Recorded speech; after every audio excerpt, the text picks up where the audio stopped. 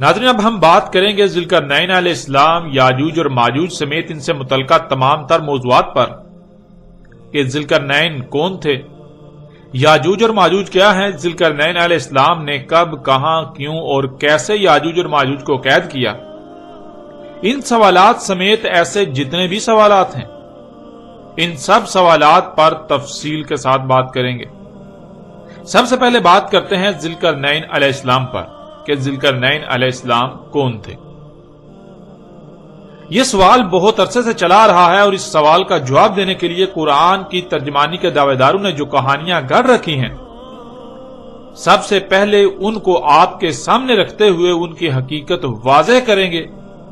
تاکہ اس موضوع پر کسی بھی قسم کا کوئی سوال، شک، شبہ یا ابہام باقی نہ رہے اور حق ہر لحاظ سے، ہر پہلو سے کھل کر آپ پر واضح ہو جائے۔ ذوالقرنین کے حوالے سے کہا جاتا ہے کہ قرآن میں اس قصے کا شان نزول یہودیوں کے 3 سوالات تھے۔ ان میں سے ایک اصحاب کہف کے بارے میں، دوسرا روح کے بارے میں اور تیسرا ذوالقرنین کے بارے میں تھا، اور انہی سوالات کے جوابات کے ضمن میں سورہ الکہف نازل ہوئی۔ ناظرین، یہ جو شان نزول بیان کیا جاتا ہے، یہ جو شان نزول اس صورت سے منسوب کیا جاتا ہے، اگر اسے صحیح تسلیم کر لیا جائے، اسے مان لیا جائے تو بہت سے سوالات پیدا ہوتے ہیں۔ ان میں سب سے پہلا سوال تو یہ پیدا ہوتا ہے کہ سورہ الکہف تو ایک لمبے عرصے پر محیط وقتاً فوقتاً وقفے سے آیات کی صورت میں نازل ہوئی۔ جب حقیقت یہ ہے تو پھر یہ کیسے کہا جا سکتا ہے کہ سورہ الکہف ایک ہی بار مکمل نازل ہوئی؟ حالانکہ آپ اس کی حقیقت بذات خود قرآن میں ہی دیکھ سکتے ہیں کہ قرآن بالکل واضح الفاظ میں یہ کہتا ہے کہ قرآن آہستہ آہستہ وقفے سے ایک لمبے عرصے میں اتارا جا رہا ہے۔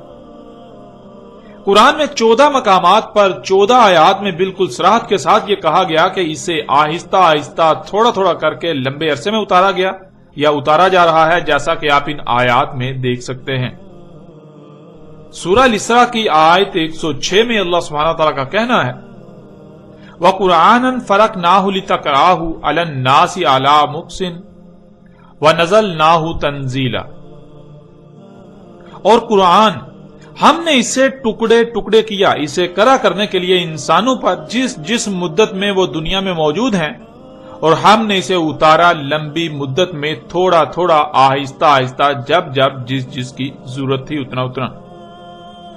ناظرین، یہ آیت بہت ہی وسعتوں کی حامل ہے اور اس میں عظیم راز پنہاں ہیں، لیکن ہم اپنے موضوع کے اعتبار سے اس وقت اسے سامنے رکھ رہے ہیں کہ اس آیت میں بالکل واضح 2 ٹوک الفاظ میں یہ بات واضح کر دی گئی کہ قرآن تھوڑا تھوڑا کر کے ٹکڑے ٹکڑے کر کے لمبے عرصے میں اتارا گیا۔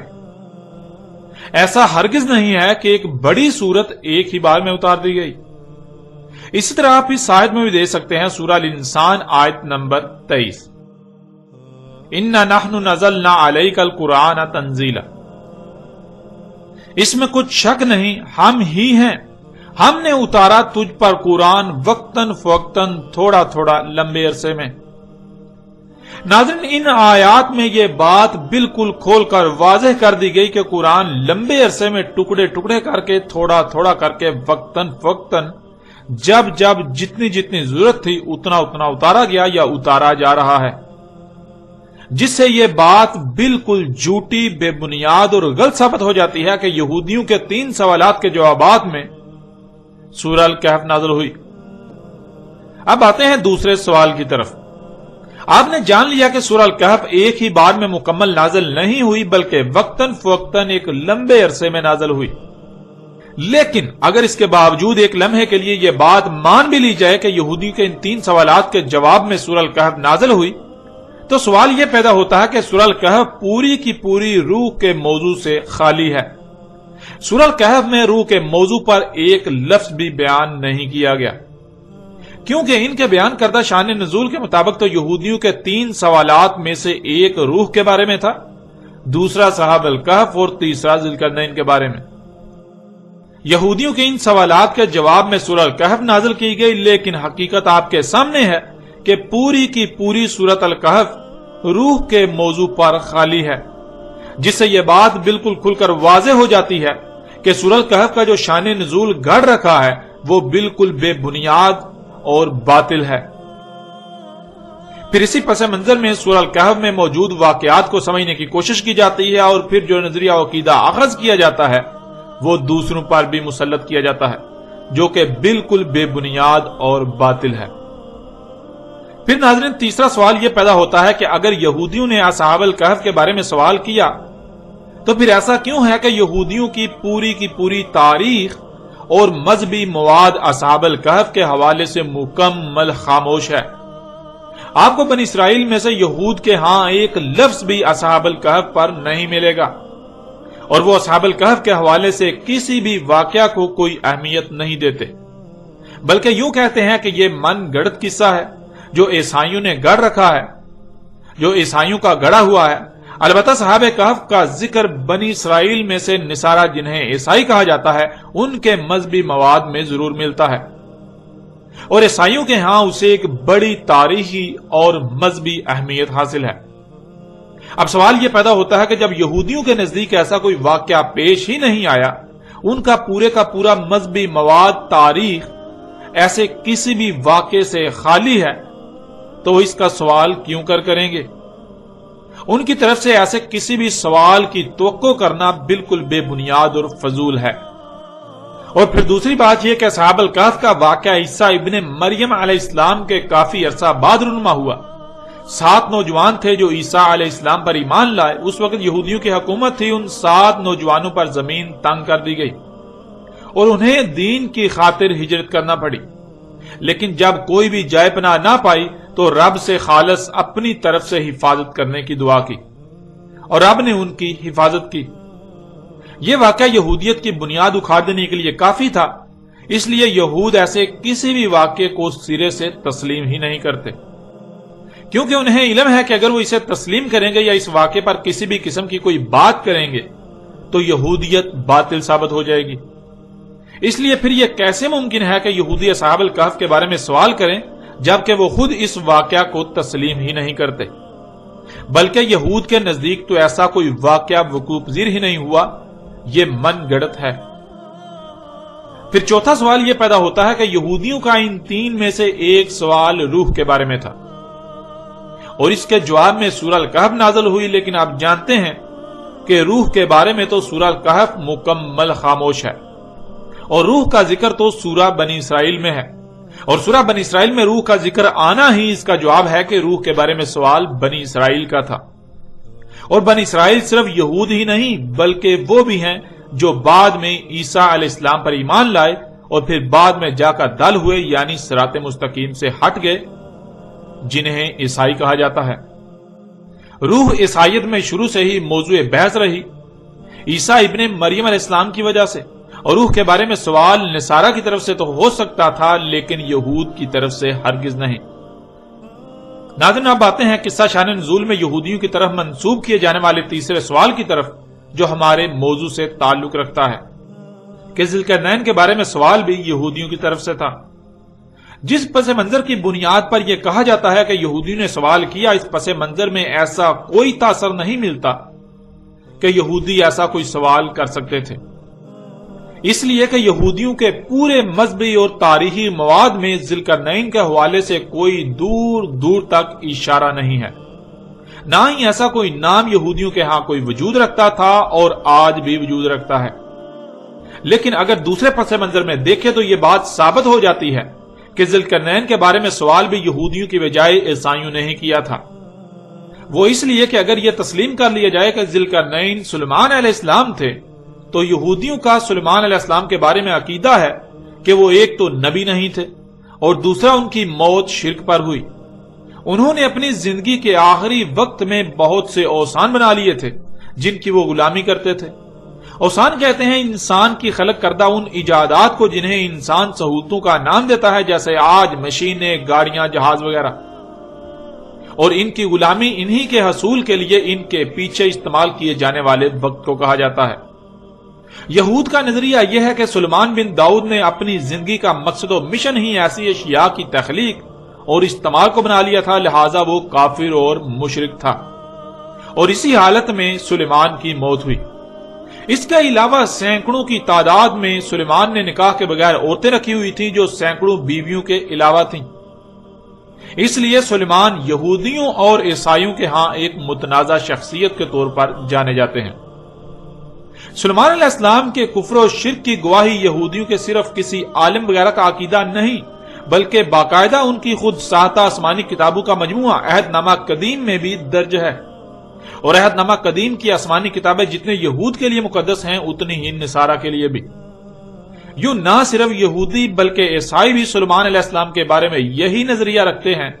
لیکن عیسائیوں کے ہاں آخری حجت عہد نامہ جدید یعنی انجیل ہے، اس لیے وہ پرانے عہد نامے میں تحریف وغیرہ کو ممکن سمجھتے ہیں۔ اس لیے اگر کوئی بات پرانے عہد نامہ میں موجود ہو اور اس کے برعکس کوئی بات کہیں سے معلوم ہو تو وہ کوشش کرتے ہیں کہ آنکھیں بند کر کے پرانے عہد نامے کو تسلیم کرنے کی بجائے تحقیق کی جائے، لیکن یہود اس بات کو سننے کے لیے تیار ہی نہیں کہ عہد نامہ قدیم میں کوئی تبدیلی یا تحریف ہے، اور وہ کسی ایسی بات کو تسلیم کریں جو عہد نامہ قدیم کے مخالف ہو، یہ یہودیوں کے عقائد کی نفی تصور کیا جاتا ہے۔ پھر یہ سمجھنا کہ یہودی ایسا سوال کریں گے یہ بالکل بے بنیاد اور باطل ثابت ہو جاتا ہے۔ البتہ جب محمد علیہ السلام کو مبعوث کیا گیا تو قرآن میں سلیمان علیہ السلام کے بارے میں نہ صرف یہودی کے عقائد و نظریات کی تردید کی گئی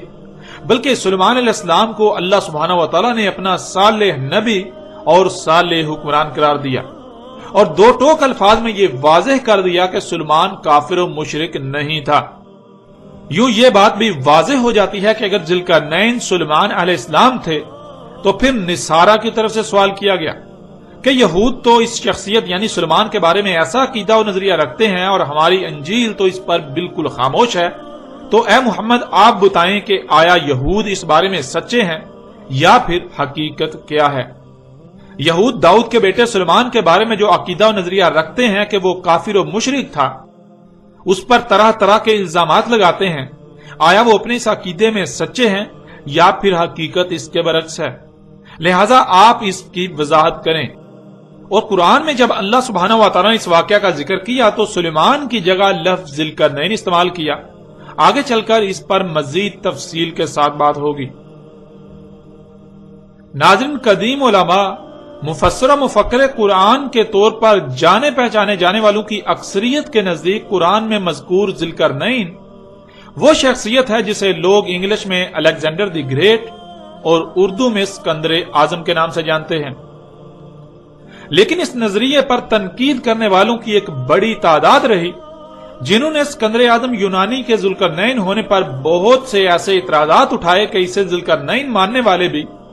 ان سوالات کے جوابات نہ دے سکے اور الٹے عاجز آ گئے۔ مثلا قرآن میں مذکور ذوالقرنین زمین کے مغرب و مشرق تک پہنچا، اسے زمین کے مغرب و مشرق تک کا اقتدار و اختیار حاصل تھا، مکن حاصل تھا،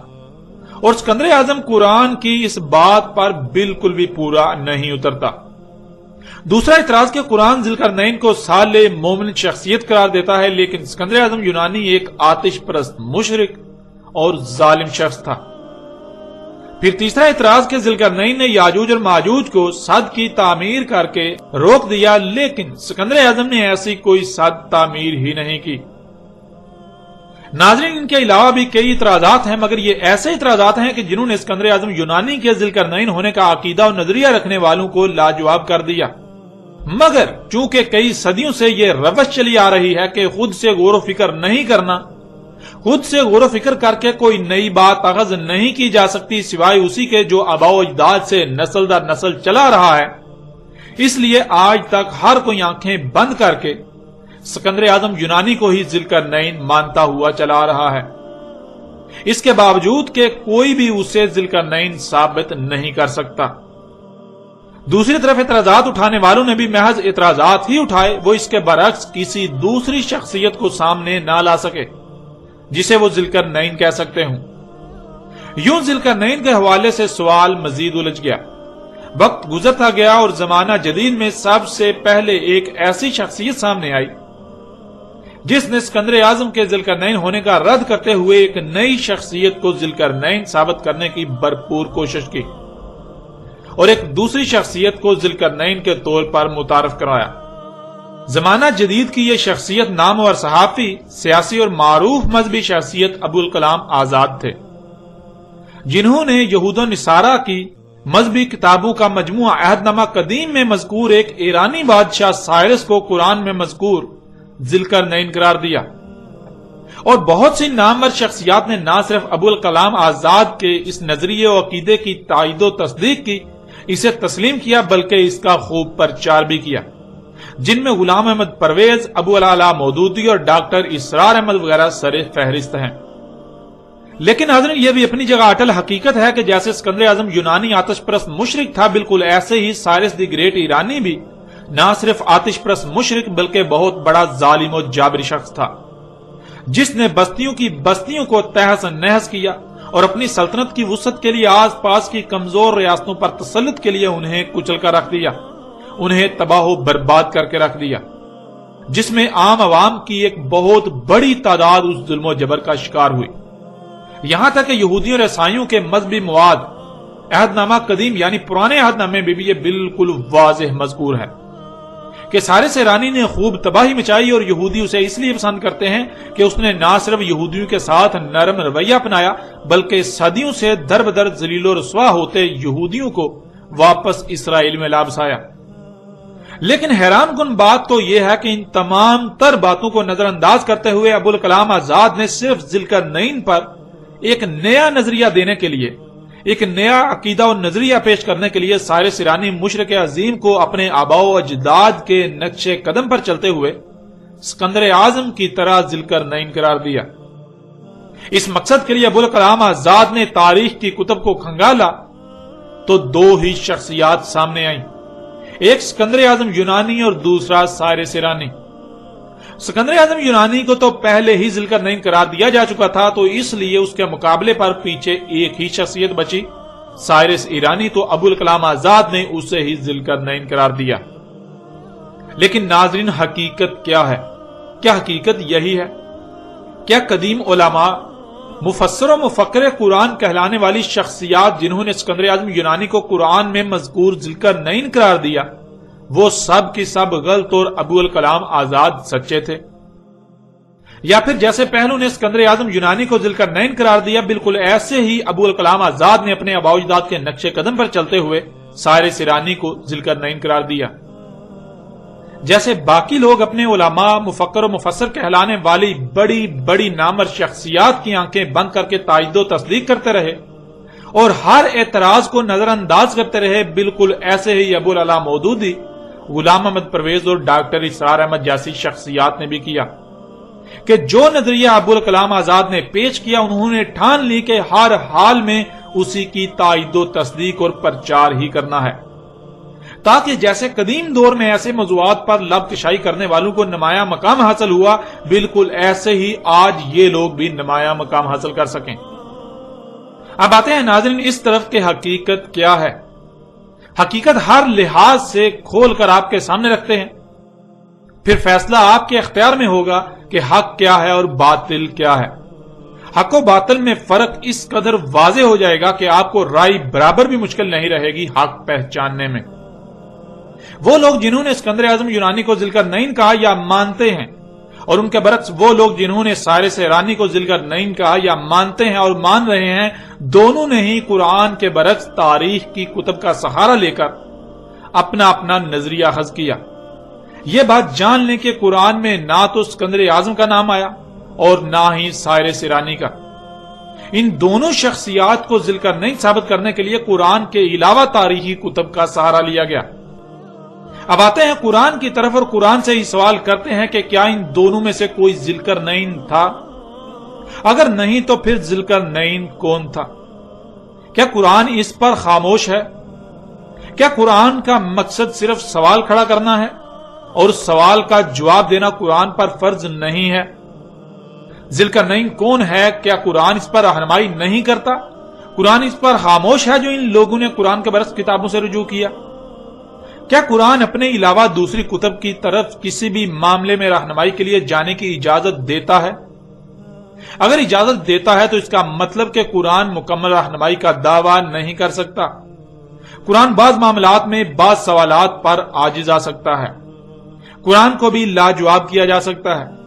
جیسا کہ اس موضوع پر اسکندر اعظم اور حارث ایرانی کو ذل کر نئی ماننے والوں نے قرآن کو لاجواب کر دیا۔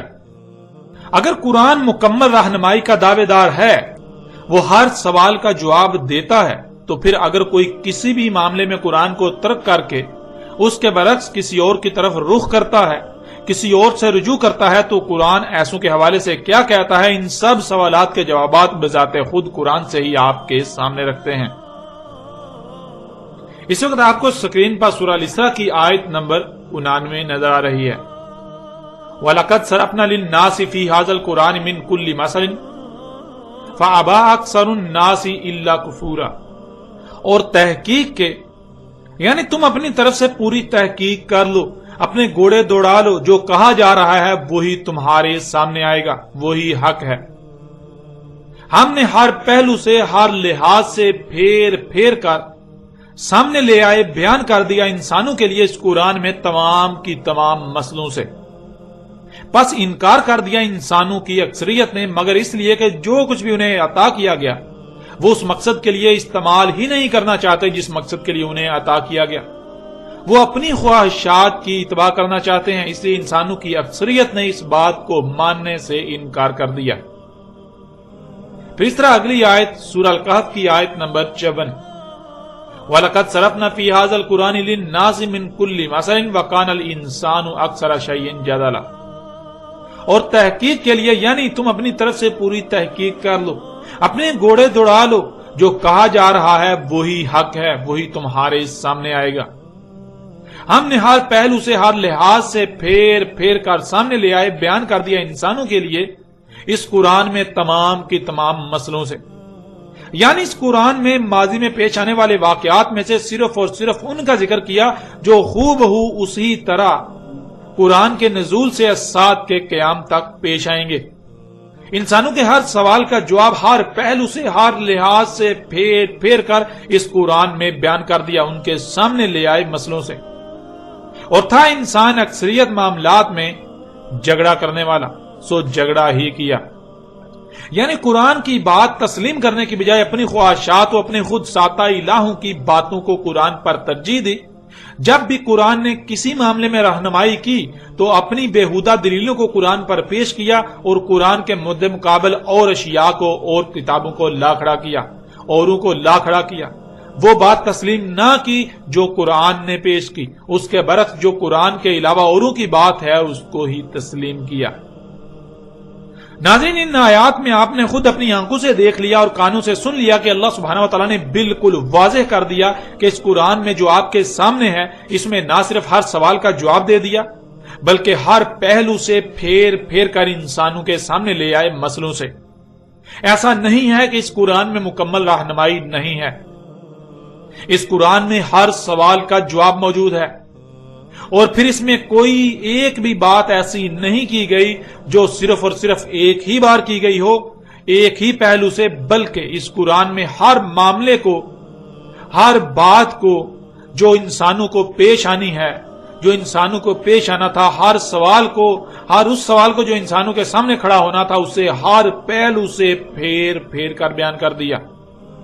ایک مقام پر ایک روح ایک پہلو سے بیان کیا تو اسی معاملے کو، اسی بات کو، اسی سوال کو دوسرے مقام پر دوسرے رخ، دوسرے پہلو سے بیان کر دیا، اسی کو تیسرے مقام پر تیسرے پہلو سے بیان کر دیا، یوں کسی ایک بھی پہلو سے اسے پوشیدہ نہیں رہنے دیا گیا۔ قرآن میں کوئی ایک بھی معاملہ، کوئی ایک بھی بات ایسی نہیں ہے جو صرف کسی ایک ہی مقام پر اور ایک ہی بار بیان کی گئی، بلکہ ہر معاملے کو ایک سے زائد مقامات پر ہر پہلو سے پھیر پھیر کر بیان کر دیا۔ کوئی سوال ایسا نہیں جس کا جواب قرآن میں موجود نہ ہو، کوئی معاملہ ایسا نہیں جس کا حل قرآن میں موجود نہ ہو۔ اور قرآن نے یہ بات بھی واضح کر دی کہ انسانوں کی اکثریت اس کا انکار کر رہی ہے، یعنی انسانوں کی اکثریت یہ ماننے کو تیار ہی نہیں کہ اس قرآن میں سب کچھ بیان کر دیا گیا، قرآن میں مکمل رہنمائی موجود ہے، قرآن میں ہر معاملے کا، ہر مسئلے کا حل موجود ہے، قرآن میں ہر سوال کا جواب موجود ہے، قرآن میں ہر بات کو، ہر سوال کو، ہر معاملے کو، ہر مسئلے کو ایک سے زائد مقامات پر ہر پہلو سے پھیر پھیر کر مسئلوں سے بیان کر دیا۔ انسانوں کی اکثریت یہ بات ماننے کو تیار ہی نہیں، اس کا انکار ہی کر رہی ہے۔ اور پھر اللہ سبحانہ تعالیٰ نے یہ بھی واضح کر دیا کہ انسانوں کی اکثریت ایسا کیوں کر رہی ہے، الا کفورا، یعنی انسانوں کو جو کچھ بھی عطا کیا گیا، خواہ وہ مال ہو، دولت ہو، اولاد ہو یا ذہنی و جسمانی صلاحیتیں ہوں، وہ کہیں یا کسی پر بھی اقتدار و اختیار ہو یا کچھ بھی عطا کیا گیا ہو، انسانوں کی اکثریت ان کا استعمال اس مقصد کے لیے کرنا ہی نہیں چاہتی جس مقصد کے لیے انہیں یہ سب عطا کیا گیا، یہ سب کچھ دیا گیا۔ کیونکہ اگر یہ بات مان لیں کہ قرآن میں ہر سوال کا جواب موجود ہے، ہر معاملے و مسئلے کا حل موجود ہے، تو ان کی خواہشات پر ضرب آئے گی، اور یہی یہ نہیں چاہتے۔ یہ اپنی خواہشات کی اتباع کرنا چاہتے ہیں، اس لیے یہ اس بات کا انکار کرتے ہیں کہ قرآن میں سب کچھ ہر پہلو سے پھیر پھیر کر مسئلوں سے بیان کر دیا گیا، مسئلوں سے سامنے لے آیا گیا۔ اس لیے یہ قرآن کے برعکس اوروں کی طرف رجوع کرتے ہیں، ان کی طرف رجوع کرتے ہیں جن سے ان کی خواہشات پر ضرب نہیں آتی، ان کی خواہشات پر ضرب نہیں پڑتی، بلکہ وہ الٹا ان کی خواہشات کے عین مطابق ہوتا ہے۔ مثال کے طور پر ناظرین، آج اکثریت کی زبانوں سے آپ سنتے ہیں، اکثریت کا کہنا ہے کہ قرآن میں سب کچھ بیان نہیں کیا گیا۔ قرآن میں احکامات تو ہیں لیکن ان کی تفاصیل موجود نہیں ہیں، ان کو کیسے کرنا ہے یہ نہیں بتایا گیا، کیوں کرنا ہے، کب کرنا ہے، کس طرح کرنا ہے، ان سوالات کے جوابات قرآن میں موجود نہیں ہیں۔ مثلا الصلاۃ، جس کا ترجمہ نماز کیا جاتا ہے، اور کہا جاتا ہے کہ قرآن میں صلاۃ کا حکم تو ہے لیکن طریقہ قرآن میں نہیں ہے، اور پھر یہ جہاں سے طریقہ اخذ کرتے ہیں اس صلاۃ کے نام پر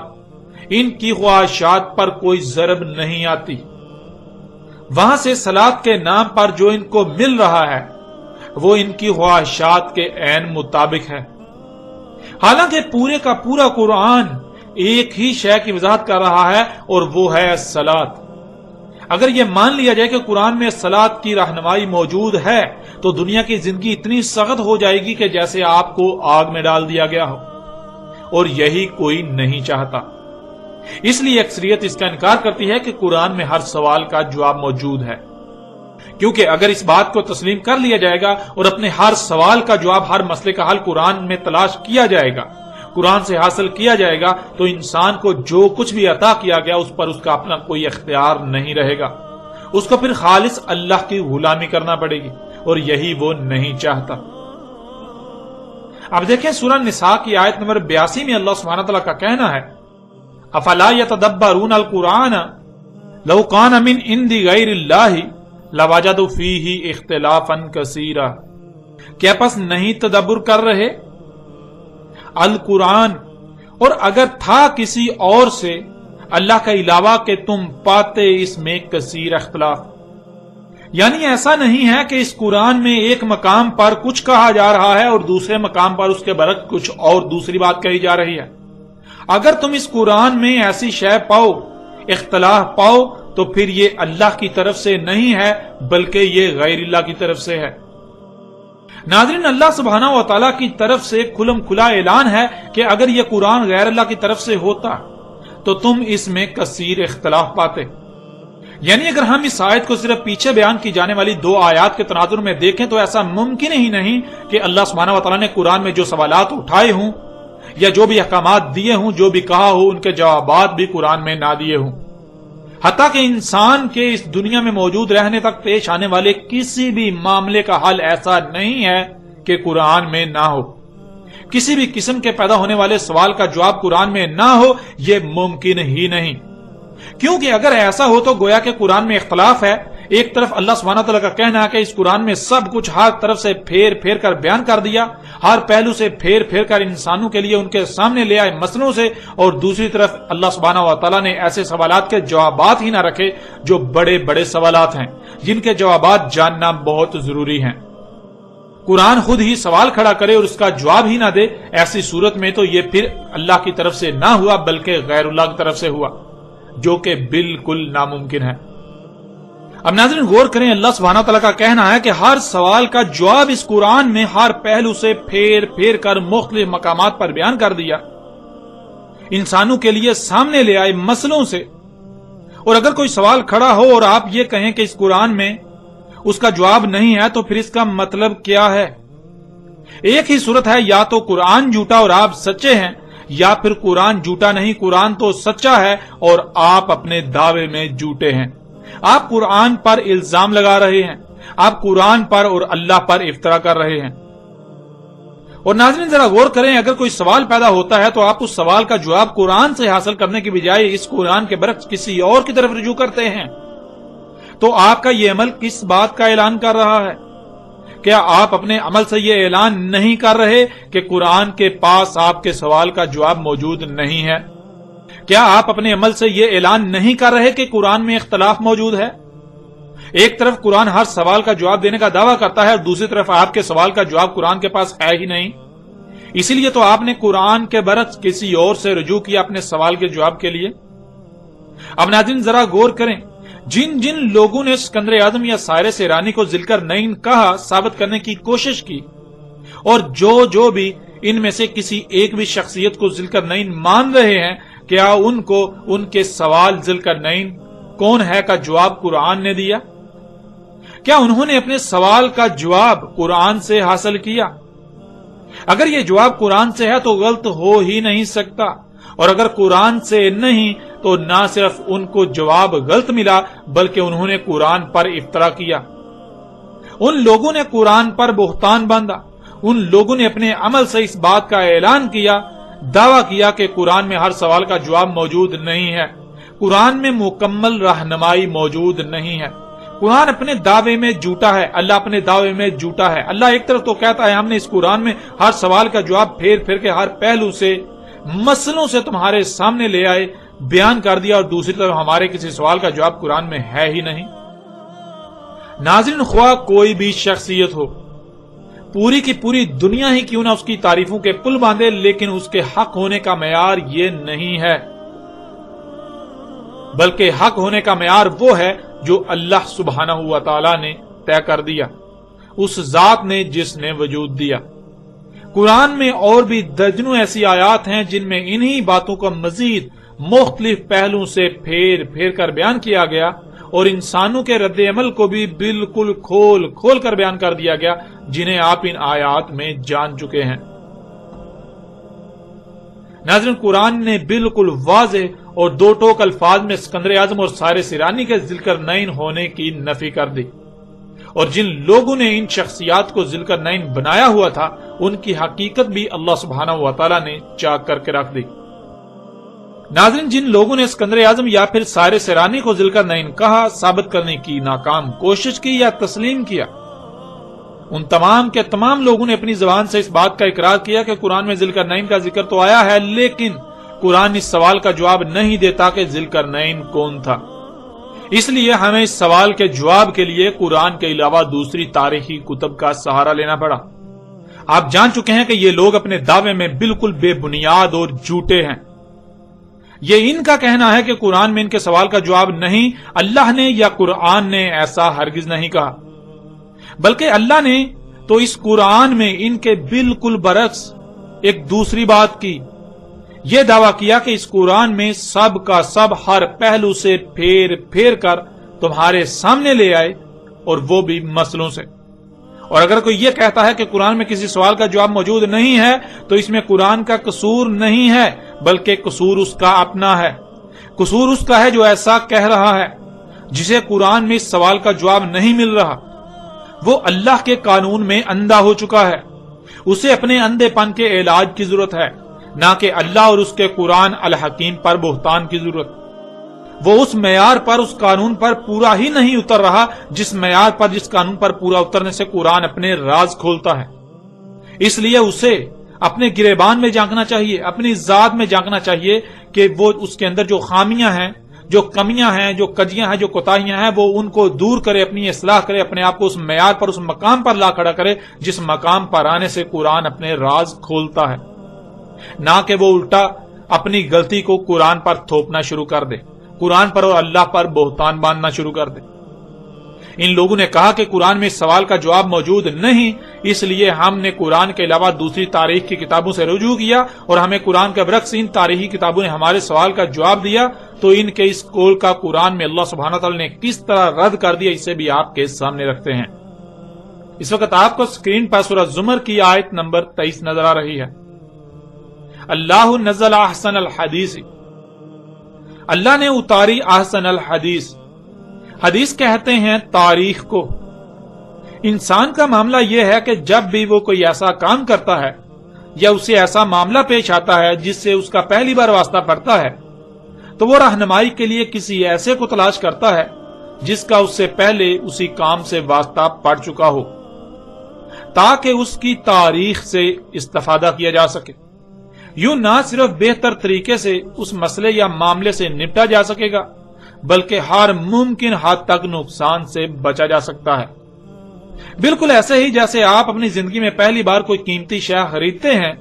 جس کے بارے میں پہلے سے آپ کے پاس کوئی علم نہیں ہوتا، تو آپ کسی ایسے شخص سے رہنمائی لیتے ہیں جو آپ سے پہلے اس شے کو خرید کر استعمال کر چکا ہوتا ہے۔